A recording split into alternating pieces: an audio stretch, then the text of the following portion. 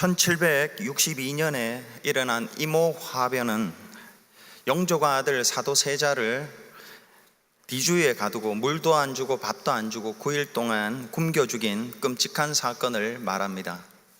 아버지가 왜 사랑하는 아들을 굶겨 죽였습니까? 두 가지 설이 있습니다. 첫 번째는 광병설입니다. 사도세자가 어릴 때는 아버지와 관계가 매우 좋았습니다. 그러나 10살이 넘어가면서 아버지는 자신의 아들이 학문을 가까이 하는 문인으로 자라기를 바랬지만은 아들은 활과 칼을 다루는 무인에 깊은 관심이 있었습니다. 이로 인해서 부자 관계가 점점 틀어지고 급기야 아들은 견디지 못해서 정신병을 얻게 됩니다. 병이 발작할 때마다 사도세자는 내관, 후궁, 궁녀들을 닥치는 대로 죽여 100명에 이르렀습니다. 사도세자는 이런 광병으로 죽음에 이르렀다는 것입니다. 둘째는 당쟁 희생설입니다. 영조는 참 보기 드문 성군으로 알려져 있습니다. 탕평책이라는 정책을 써서 당시 양대 세력이었던 노론과 소론을 잘 아울러서 나라를 다스렸습니다. 그럼에도 불구하고 결정적인 순간에는 늘 노론의 편에 손을 들어 주어야 했습니다. 영조가 왕이 될 때부터 그리고 나라를 다스리면서 늘 노론의 도움을 받았기 때문입니다.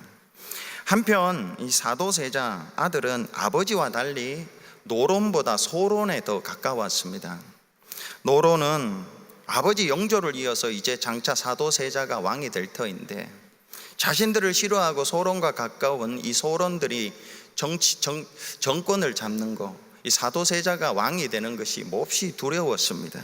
그로 인하여 사도세자의 정신병을 핑계로 삼아서 뒤주에 넣어서 물도 주지 말고 밥도 주지 말고 굶겨 죽으라는 압박을 영조에게 했고, 그래서 급기야 죽게 되었다는 것입니다. 학계에서는 사도세자의 죽음에 설을 전자보다는 후자에 더 힘을 실어줍니다. 권력을 가진 아버지가 그 권력이 빼앗길까봐 두려워서 아들을 죽였다는 것입니다. 왜 이런 일이 일어납니까? 권력이 무엇인데 아들보다 권력을 더 하나님처럼 섬겼기 때문에 그렇습니다. 정치적인 권력을 가짜신 우상으로 섬겼기 때문입니다. 그런데 권력을 신처럼 섬길 때 일어나는 두 가지 반응이 있습니다. 그 첫째는 권력을 가진 자가 몹시 두렵습니다. 혹시나 저 사람이 이런 무리들이 내 권력을 시기하고 질투해서 빼앗아 가지는 않을까에 대한 두려움입니다. 둘째는 타인을 악으로 규정합니다. 자신과 조금 다를 뿐입니다. 타인에게도 장점이 있고 자신에게도 흠이 있습니다. 그럼에도 불구하고 타인은 타도 되고 망해야 할 마귀로 규정을 합니다. 이게 정치적으로 권력을 우상으로 삼는 자들의 특징입니다. 영조를 지지하던 노론 세력이 아들 왕자 사도세자를 죽이도록 배후에서 조종한 이유가 이것입니다. 노론은 권력을 우상처럼 섬겼기 때문에 그것이 빼앗길까 두려워 왕자를 악으로 규정해서 죽였던 것입니다. 미국의 신학자 라인홀드 니버라는 분이 있습니다. 아주 유명한 분인데요, 이분이 인간이 왜 이렇게 권력을 우상처럼 섬기고 그 권력을 의지하고 사는가, 거기에 대해서 이렇게 설명합니다. 사람은 원래 한계를 지닌 존재로 태어났다, 창조되었다. 한계를 지닌 존재라는 말은 다르게 표현하면 불안하다는 것입니다. 한계가 있으니까 불안하죠. 그래서 인간은 늘 하나님을 의지하고 살면 그 불안이 평안으로 바뀌고 부족함이 만족함으로 채워지는 그렇게 하나님께서 인간을 창조하셨습니다. 그러나 인간에게는 자유의지가, 에덴 동산에는 유혹자 뱀이 있었습니다. 뱀이 아담에게 하나님을 의지하지 마라, 그냥 네가 네 자신의 선택해라, 네가 권력을 가지고 살아라, 그리고 남을 다스려라. 거기에서 만족을 누려라. 거기에서 너의 존재 가치를 느껴라. 이렇게 유혹합니다. 아담은 할 수도 있고 안 할 수도 있는 이 자유의지를 가지고 하나님의 명령 대신에 아담의 유혹을 택해버립니다. 그 이후로 인간이 창조될 때부터 있었던 근원적인 불안감, 이 불안감 해소를 위해서 하나님을 의지해야 되는데 하나님보다 권력을 의지하게 되었고, 이것이 본성이 되었다는 것입니다. 이 본성으로 인해서 하다못해 하나님을 알지 못하는 사람은 동네 골목대장이라도 해서 왕노릇을 하고 누군가를 이렇게 다스리고 통제해야지만 자기의 존재가 확인이 되고 만족하며 살게 되었다는 것입니다. 이게 죄성이고 이게 인간의 본성입니다. 그럼에도 불구하고 그러나 이 권력의 의지, 권력 의지의 우상은 그가 기대했던 만큼 만족을 주는 게 아닙니다. 권력을 가졌을 때에 두려움이 먼저 오고, 그 두려움에 지배되어 정말 가까운 사람조차도 통제하고 압박하고 폭력을 휘두르고 그렇게 됩니다. 부부관계의 갈등도 사실은 남편이 아내를, 아내가 남편을 그렇게 하는 이유는 하나님을 의지하지 않고 권력을 의지해서 아내를 다스리고 남편을 다스림으로 만족하게 된다는 것입니다. 부모와 자녀의 관계의 어려움도 여기서 나타나고요. 독일이 2차 세계대전 때 유대 600만을 죽인 이유가 그것입니다.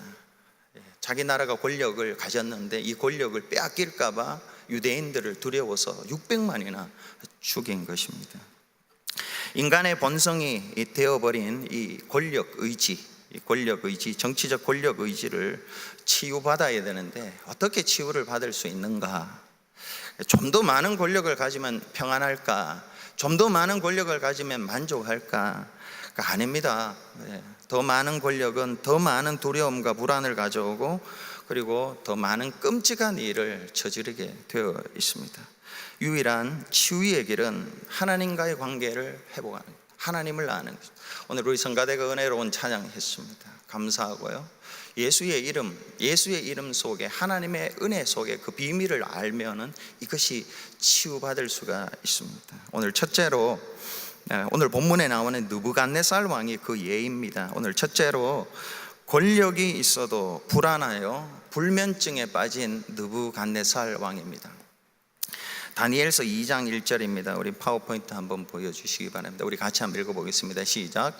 느부갓네살이 다스린 지 2년이 되는 해에 느부갓네살이 꿈을 꾸고 그로 말미암아 마음이 번민하여 잠을 이루지 못한지라. 아수르와 애굽은 당시 양대 강대국이었습니다. 그런데 바벨론이라는 나라가 나타나서 이 아수르와 애굽을 정복했습니다. 그래서 바벨론이 당시 가장 부강한 나라가 되었습니다. 그런데 이 바벨론의 왕이 누구냐? 느부갓네살입니다. 그 권력이 어떻겠습니까? 거의 절대 권력을 가지고 있었습니다. 누구도 느부갓네살 앞에서는 두려워했습니다. 그런데 정작 그는 마음이 두려웠습니다. 오늘 본문에 꿈을 꾸고 번민하여 잠을 이루지 못했습니다. 그 꿈이라는 것은 그 거대한 신상을 꿈을 꿨습니다. 머리는 금이요 순금이요 가슴과 두 팔은 은이고 배와 넓적다리는 노시고 종아리는 쇠고 그 발은 쇠와 진흙으로 이루어진 거대한 신상인데, 이 신상이 손을 대지 않은 뜨인 돌이 날아와서 쳐서 산산조각 나서 무너지는 그런 꿈을 꾸었습니다. 느부갓네살은 이런 신상 되는 게 아마 자기의 꿈이었는지도 모릅니다. 그런데 어쨌든 이 거대한 신상, 아무리 봐도 무너지지 않을 것 같은 이 신상이 뜨인 돌이 날아와서 침으로 말미암아 산산조각 나는 이 꿈을 꾸고 난 뒤에 자신의 나라와 자신의 권력이 이렇게 무너지지 않을까, 이런 걱정을 하고 염려를 하고 밤에 잠을 이루지 못하는 불면증에 빠진 것입니다.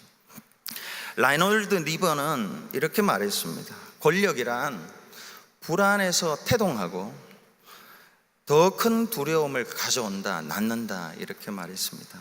이 말처럼 느부갓네살은 어찌 보면 두려워서 최고의 권력을 가졌습니다. 그런데 그 권력이 그에게 평안을 준 게 아니라 큰 두려움을 안겨다 주었습니다.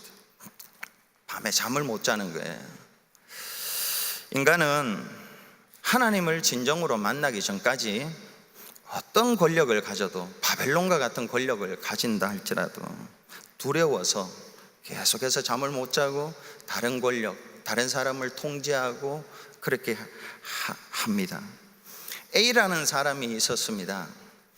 예수 믿기 전에 이 사람은 세상 어디에 갔든지 늘 자기 주장이 옳은 거예요. 자기가 옳다고 주장하고 논쟁을 일삼고 다른 사람은 틀렸다고 하고 반드시 이겨서 남을 통제하는 것이 자기의 만족이었습니다. 늘 그렇게 살았습니다. 근데 이 사람이 하나님의 은혜로 예수를 믿고 교회를 다니게 되었습니다. 그런데 교회에서도 여전히 어디 모임, 어느 성교회를 가든 구역을 가든 어떤 모임을 하든지 간에 강하게 자기 주장을 합니다. 내 뜻대로 해야 된다, 내가 맞다, 이렇게 골목대장 노릇을 합니다. 왜요? 그래서 자기 존재를, 가치를 확인하는 것입니다. 만족하려는 것입니다. 근데 잠시의 만족은 있었지만은 또 그 자리를 누가 빼앗지는 않을까 늘 두려워하고 또 다른 데 가서 또 주장하고 또 왕 노릇하고 골목대장 노릇하고 그렇게 합니다. 이 사람은 장소만 바뀌었지 권력이 우상화된 권력 의지의 추구의 사람입니다. 느부갓네살이 그랬어요. 느부갓네살이 두려움 때문에 최고의 권력을 가졌어요. 누구도 느부갓네살 앞에서 큰 소리 한번 못 칩니다. 근데 그 느부갓네살이 그만 꿈을 꾸고 두려워서 번민하여 불면증에 빠지게 되었습니다. 권력을 가져도 두렵습니다. 강한 것 같은 사람들이 있는데요, 사실은 보면은 두려워서 큰 소리 치는 것입니다. 둘째로 신관이 바뀜으로 평안을 얻게 된 느부갓네살 왕입니다. 하나님이 어떤 분이신지 그것이 바뀌었습니다. 신론이 바뀜으로 비로소 평안을 얻었습니다. 느부갓네살의 꿈을 다니엘이 해몽해 줍니다. 다니엘서 2장 36절, 37절, 45절입니다. 우리 함께 파워포인트를 읽어보겠습니다. 같이 시작. 그 꿈이 이러한즉 내가 이제 그 해석을 왕 앞에 아뢰리이다. 왕이여, 왕은 여러 왕들 중에 왕이시라. 하늘의 하나님이 나라와 권세와 능력과 영광을 왕에게 주셨고 손대지 아니한 돌이 산에서 나와서 새와 녹과 진흙과 은과 금을 부서뜨린 것을 왕께서 보신 것은 크신 하나님이 장래일을 왕께 알게 하신 것이라. 이 꿈은 참되고 이 해석은 확실하니이다 하니. 다니엘이 느부갓네살의 꿈을 해몽해 준 것은 두 가지로 요약할 수가 있습니다. 첫째로 세상의 모든 권력은 하나님이 은혜로 주신 것이다.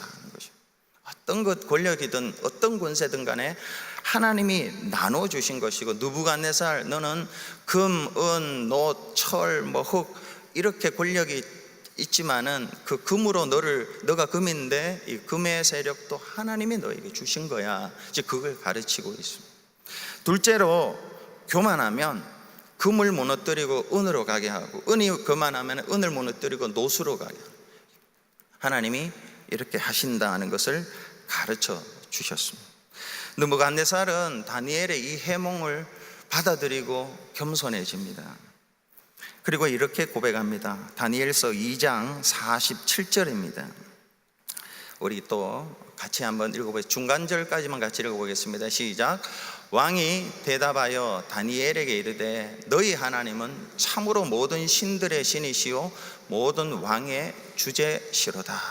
여기서 중요한 게 이 다니엘이 하나님을 새롭게 알았습니다. 모든 신들의 신이요 특별히 왕의 주제, 왕을 주장하는, 왕을 왕되게 하는 분이 왕의 주제신데 그것을 알았습니다. 여기서 우리가 주목해야 할 한 가지 진리가 이것입니다. 사람이 어떤 신관을 가지느냐에 따라서 그 인생이 변화될 수가 있습니다. 어떤 신학자는 미국의 젊은이들, 미국의 대부분이 그런데요, 그런데 젊은이들이 도덕주의적 치유의 이신론의 신관을 가졌다고 합니다. 도덕주의적 치유의 이신론. 도덕주의적 신관이라는 것은 내가 그냥 착하고 열심히 성실하게 살면 천국 간다. 이게 도덕주의적 신관입니다. 치유의 신관은 하나님이 나를 치유해 주셔서 세상에서 성공하고 행복하는 그런 자아상을 가지는 것입니다. 사실은 기독교는 성공하면 자기를 부인하고 자기를 희생하고 그렇게 이 땅에서는 살라고 그렇게 하나님이 가르쳐 주시는데, 이상하게 이런 신관을 가진다는 거예요. 치유의 신관이 그런 것이라는 거예요. 또 이신론이라는 것은 하나님이 인간을 창조하고 난 뒤에 그 다음에는 너희들이 알아서 살으라고 특별한 일이 없이는 개입하지 않는 게 이게 이신론입니다. 예를 들어서 시계를 보면 요즘은 뭐 전부 디지털로 바뀌었습니다. 옛날에 아날로그 이렇게 태엽을 감아서 돌리는 시계, 그 시계를 한번 태엽을 감아 놓고 그냥 내버려 두면 자동적으로 돌아가듯이 이 세상에서 하나님 이신론이라는 것이 바로 그런 것입니다. 하나님 인간을 창조하셨으니 너희들이 알아서 살아라, 이런 것입니다. 그런데 이런 도덕주의적 치유의 이신론, 우리하고 좀 많이 공통되는 점이 많이 있죠. 세상 사람들하고. 근데 이런 이신론, 이런 신관의 특징은 내 운명의 주인공인 나이고 내 인생의 선장이 나라는 것입니다. 내가 성공과 행복도 내가 열심히 살면 된다는 것입니다. 내가 노력하면 되고 마음만 먹으면 할 수 있다. 성공과 행복이 그렇다. 그렇게 합니다. 여러분 어떻게 생각하십니까? 마음만 먹고 노력을 안 해서 그랬지, 마음을 안 먹어서 그랬지, 마음 먹고 노력하면 모두 성공하고 행복해집니까? 성경은 그렇게 말하지 않습니다. 여러분, 성공과 행복을 결정짓는 것은 주로 세 가지에 달려 있습니다. 첫째가 유전적인 요소이고, 둘째는 환경적인 요소이고, 셋째는 선택적인 요소가 있습니다. 유전적인 요소와 환경적인 요소, 이거는 우리하고 관계없습니다. 제가 저희 어머니 아버지에게서 태어난 거, 이거 제가 결정한 거 아니잖아요. 제가 그런 집안에서 태어나고 제가 결정한 거 아닙니다. 제가 선택하는 것은 제가 결정할 수 있습니다. 그러나 유전적, 어떤 집안에서 어떤 배경을 가지고 자라는가, 이것은 우리의 소관이 아닙니다. 하나님의 소관입니다. 선택은 우리의 것입니다. 지금 청와대 정책실장인 장하성 씨의 가계도를 본 적이 있습니다. 와, 대단하더라고요. 일제시대 때부터 그분의 조상들이 일제운동, 독립운동을 했고 그 후손들이 전 세계에 퍼져서 교수도 있고 경영자들도 있고 이렇습니다. 옥스퍼드의 교수도 있고 영국의 캠브리지 대학 교수도 있고 미국의 교수들, 한국의 교수들, 그리고 유명한 경영자들도 많이 있습니다. 이게 자기 선택이 아니라는 거예요. 하나님이 그런 집안에 그런 사람들을 태어나고 그렇게 해 주셨기 때문에 되었다는 것입니다. 아무리 본인의 선택과 노력이 뛰어나도 스스로의 힘으로 세상에서 성공하기는 참 어렵습니다. 하나님이 도우셔야 됩니다. 요셉이 애굽의 국무총리 된 것은 선택 아니잖아요. 집안, 유전적인 요인도 아니고 환경적인 요인도 없습니다. 자기 선택도 아닙니다. 그럼에도 불구하고 된 것은 하나님이 그에게 권세를 주셨기 때문에 그렇습니다. 느부갓네살 왕이 된 것도 마찬가지라는 것입니다. 너의 노력이 아니라, 너가 마음먹어서 힘써서 된 것이 아니라는 것입니다. 하나님이 주셨다는 거죠. 다니엘서 2장 37절에 왕이여, 왕은 여러 왕들 중에 왕이시라. 하늘의 하나님이 나라와 권세와 능력과 영광을 왕에게 주셨고 했습니다. 그래서 여러분, 성공하신 분들이 있다면 자기가 성공했다고 생각하면 교만하지 말아야 됩니다. 환경이나 유전적인 요소, 선택까지도 사실 하나님의 은혜입니다. 하나님이 그에게 그 성공을 주셔서 나라를 주시고 권세를, 명예를 주신 것입니다. 자신을 자랑하지 말고 하나님을 자랑해야 합니다. 바울이 고린도전서 4장 7절에서 이렇게 말합니다. 누가 너를 남달리 구별하였느냐? 내게 있는 것 중에 받지 아니한 것이 무엇이냐? 네가 받았은즉 어찌하여 받지 아니한 것 같이 자랑하느냐? 느부갓네살 왕은 절대 권력을 가졌는데도 늘 불안했습니다. 그럼에도 불구하고 이 환경은 변하지 않았는데 하나님을 알게 되었습니다. 지금까지 자기가 가지고 있던 신관이 변했습니다. 내가 가지고 있는 이 권세가 하나님이 그냥 주신 거구나. 하나님이 그냥 주신 거구나. 이걸 깨닫자 마음에 평안을 이루고 밤에 잠을 잘 수가 있었습니다. 그러나 이 변화는 그리 썩 깊지가 못했습니다. 오늘 셋째 마지막으로 시련을 통해, 삶의 시련을 통해 변화받은 느부갓네살 왕입니다. 느부갓네살 왕이 또 꿈을 꾸고 환상을 봅니다.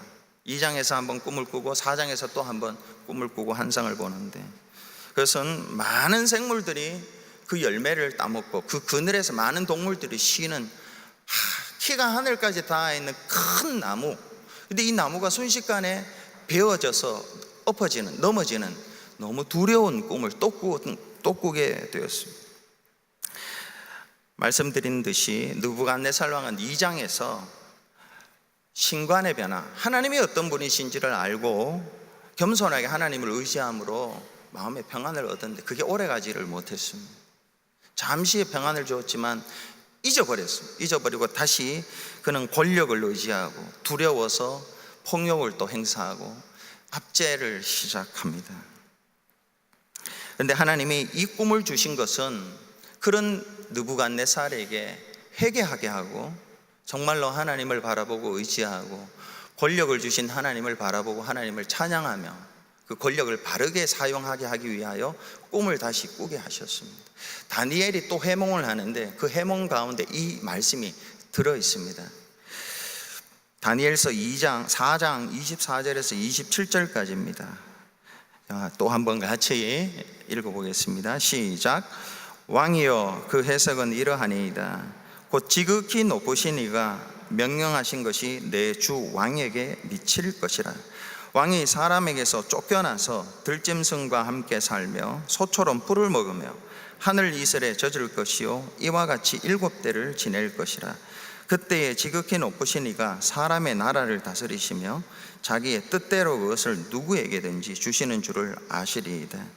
또 그들이 그 나무 뿌리에 그루터기를 남겨두라 하였은즉 하나님이 다스리시는 줄을 왕이 깨달은 후에야 왕의 나라가 견고하리이다. 그런즉 왕이여, 내가 아뢰는 것을 받으시고 공의를 행함으로 죄를 사하고 가난한 자를 긍휼히 여김으로 죄악을 사하소서. 그리하시면 왕의 평안함이 혹시 장구하리이다 하니라. 하나님이 꿈을 통해서 느부갓네살에게 교훈하십니다. 세상의 성공은 또 행복은 다, 권력은 하나님이 주신 것이다. 이걸 가르칩니다.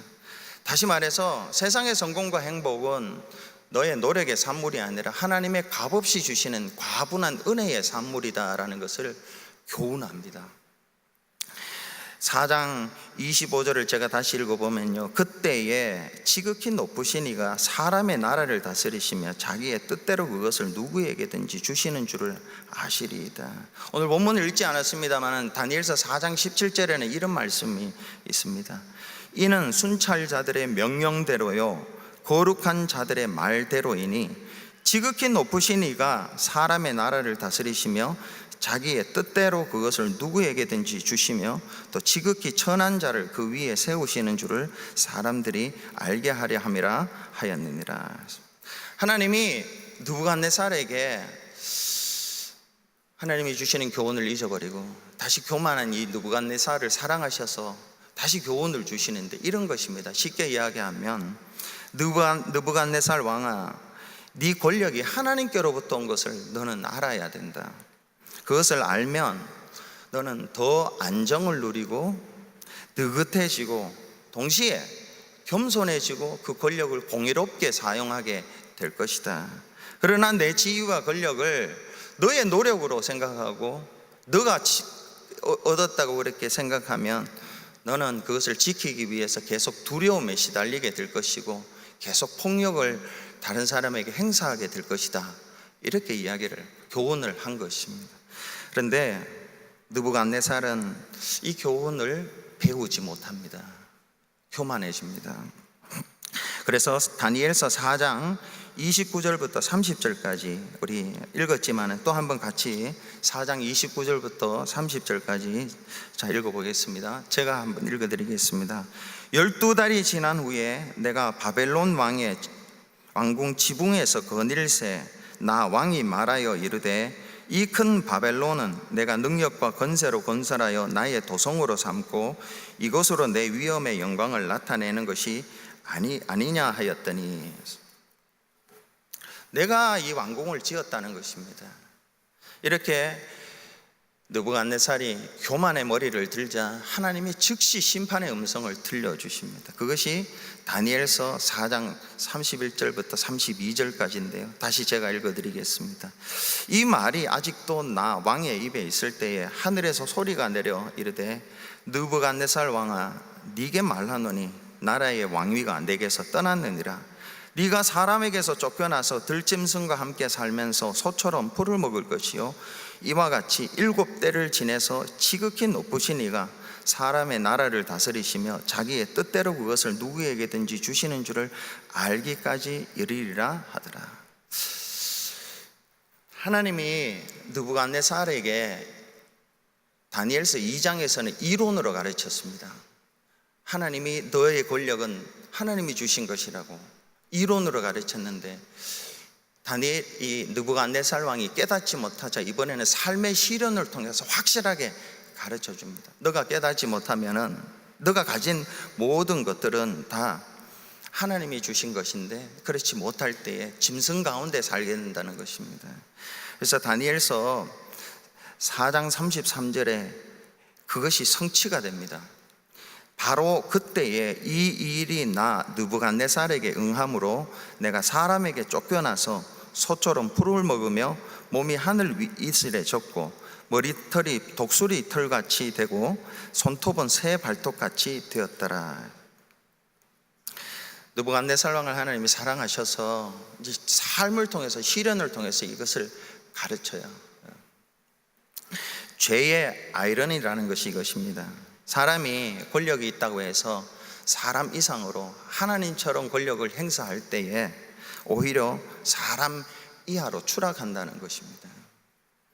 스스로 하나님이 되어 자기 영광과 권력을 위해 하나님이 주신 것을 가지고 그렇게 살면은 짐승같이 살고 잔인한 행동이 뒤를 따르게 된다는 것입니다. 이것이 죄성을 가진 사람입니다. 그러나 그런 어려움을 통해서 교만을 회개하고 정말 하나님이 내게 가진 권력이 정말로 하나님이 주신 것이구나 이걸 깨닫고 하나님을 바라보면 정말로 깨닫고 하나님을 바라보면 하나님은 이전보다 더 큰 영광으로 그의 삶을 새롭게 시작할 수 있도록 도와주신다는 것이 오늘 본문에 기록되어 있습니다. 다니엘서 4장 34절과 36절에서 37절에 이렇게 기록하고 있습니다. 그 기한이 참에 나 느부갓네살이 하늘을 우러러 보았더니 그 기한이 찬다라는 것은 정말로 7회죠. 느부갓네살이 짐승과 같이 살았던 그때입니다. 그러면서 내가 가진 권력이 내 노력이 아니라 하나님이 주셨구나 요것을 확실하게 깨닫는 그 기한입니다. 확실하게 그걸 깨닫고 그 다음에 느부갓네살은 권력을 얻기 위하여 노력하지 않습니다. 권력을 추구하지 않습니다. 하나님을 바라봅니다. 그래서 느부갓네살이 하늘을 우러러 보았더니 내 총명이 다시 내게로라는 단어가 많이 나옵니다. 내 총명이 다시 내게로 돌아온지라 이에 내가 지극히 높으신 이에게 감사하며 총명이 돌아왔습니다. 하나님께 영생하시는 이를 찬양하고 경배하였나니 그 권세는 영원한 권세요 그 나라는 대대에 이르리로다. 36절 한번 보겠습니다. 그때가 뭡니까? 하나님이 내게 주신 권세였구나, 내가 아니구나, 하나님이 내게 주셨구나, 그것을 깨닫는 그때에 모든 것을 잃어버렸지만 하나님이 그 고백하는 그때에 내 총명이 내게로 돌아왔고 또 내 나라의 영광에 대하여도 내 위엄과 강명이 내게로 돌아왔고 또 나의 모사들과 간원들이 내게 찾아오니 내가 내 나라에서 다시 세움을 받고 또 지극한 위세가 내게 더하였다 했습니다. 지극한 위세가 내게 더하였습니다. 느부갓네살은 그 뒤에 구절도 한번 보여주세요. 37절. 그러므로 지금 나 느부갓네살은 하늘의 왕을 찬양하며 칭송하며 경배하노니 그의 일이 다 진실하고 그의 행하심이 의로우심으로 교만하게 행하는 자를 그가 능히 낮추심이라 했습니다. 느부갓네살은 이론 공부를 통해서는 조금 은혜에 받으더라. 그러나 삶의 큰 시련을 통해서 권세가 하나님이 주시는 거구나, 이를 정말로 깨닫고 회개하고 하늘을 우러러봤습니다. 그랬더니 정말 이전보다 더 큰 권세가 자기에게 하나님이 선물로 주셨습니다. 야고보서가 이렇게 이야기합니다. 욕심을 부리지 말라. 온갖 좋은 은사와 온전한 선물이 다 위로부터 빛들의 아버지께로 내려온다. 욕심 부리면 죄를 짓고 죄를 지으면 사망을 낳는다. 속지 말라. 온갖 좋은 은사와 온전한 선물이 다 위로부터 빛들의 아버지께로. 그러니까 하나님을 앙망하라, 기도하라, 이렇게 가르칩니다. 느부갓네살이 여러분 하나님을 바라볼 때에 정말로 겸손해져서 하나님을 바라볼 때에 정말 위세가 더 큰, 이전보다 더 큰 권세를 하나님이 내려주셨는데, 그 이유는 뭐냐 하면 올해 이 느부갓네살 이후에 예수님이 모든 권세를 버리고 사람이 되시고 종이 되셔서 십자가에 달려 죽으셨기 때문입니다. 그 때문에 그랬습니다. 예수님이 모든 권세를 다 버리시기 때문에 그걸 가지고 느부갓네살에게 주는 것입니다. 여러분, 저와 여러분에게도 마찬가지입니다. 오늘 말씀을 두 가지로 요약하면서 마치겠습니다. 첫째로, 무력감이 들고 불안할 때 있습니다. 당연합니다. 우리가 그렇게 만들어졌습니다. 이럴 때에 권력을 추구하고 의지하지 말, 남을 다스리고 통제하고 이런 것보다도 예수님을 바라보며 의지하는 것입니다. 느부갓네살이 정말 이 세상 권력이 이렇구나 하고 하나님을 바라볼 때에 권력을 하나님이 주셨습니다. 이 권력으로 그는 하나님을 찬양했습니다. 하나님을 예배했습니다. 두려움이 없었습니다. 남을 압제하지 않았습니다. 이게 하나님이 주시는 권세입니다. 예수님을 바라보면 선물로 권세를 주세요. 두 번째는, 무력감이 들고 불안할 때에 예수님을 바라보며 예수님을 따라 낮아지는 것. 첫 번째는 예수님을 의지하는 것, 그분이 우리를 구원해 주시는 것. 또 두 번째는 예수님을 따라 사는 것입니다. 무력감이 주는 불안을 잠재우기 위해서 우리는 권력을 의지하고 남을 통제하고 골목대장이 되어서 한 사람이 이렇게 자꾸 통제해서 그걸 통해서 만족을 얻으려고 하는데 그건 끝이 없습니다. 예수께서 높은 곳을 바라보지 않고 낮아져서 섬겼을 때에 하나님이 그를 높여주셨습니다. 저와 여러분 안에 있는 죄성으로 태어나면서부터 가지고 나온 이 죄성, 권력 의지의 죄성, 권력을 우상으로 삼는 이 죄성은 오로지 예수님의 은혜와 모범으로만 치유할 수가 있습니다. 기도하겠습니다.